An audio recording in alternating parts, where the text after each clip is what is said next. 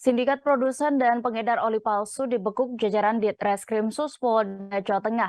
Ada dua pelaku yang ditangkap yakni Jiwa Kusuma Agung dan juga Ali Mahmudi.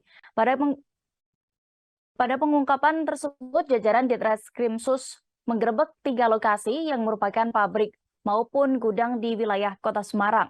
Satu di antaranya yang digerebek berada di Jalan Kayu Manis nomor 10, Kuningan, Semarang Utara.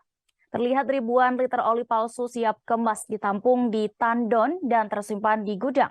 Pelaku juga menyediakan alat mencetak nomor registrasi yang tertera di oli botol. Maksud kami di botol oli. Pelaku juga telah menyediakan botol-botol untuk mengemas oli tersebut. Di Reskrimsus Polda Jateng, Kombes Pol Dwi Subagio mengatakan tersangka Ali Mahmudi berperan sebagai penjual oli palsu. Sementara Jiwa Kusuma Agung berperan mengelola 3 rumah produksi yang berada di Semarang.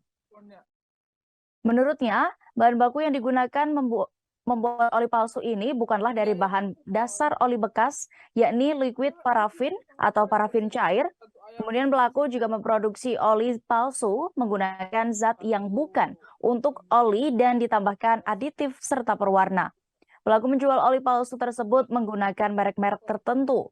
Dikatakannya pelaku menjual oli palsu tersebut ke seluruh wilayah di Indonesia, terutama pelaku telah memasarkan oli di wilayah Jawa Tengah dan Kalimantan. Kombes Dwi menuturkan omset yang didapatkan tersangka selama 1 bulan memproduksi oli palsu mencapai 960 juta rupiah dan jika dihitung dalam 1 tahun, omset yang diterima mencapai 11, miliar rupiah. Tersangka melakoni bisnis gelapnya ini selama 2 tahun.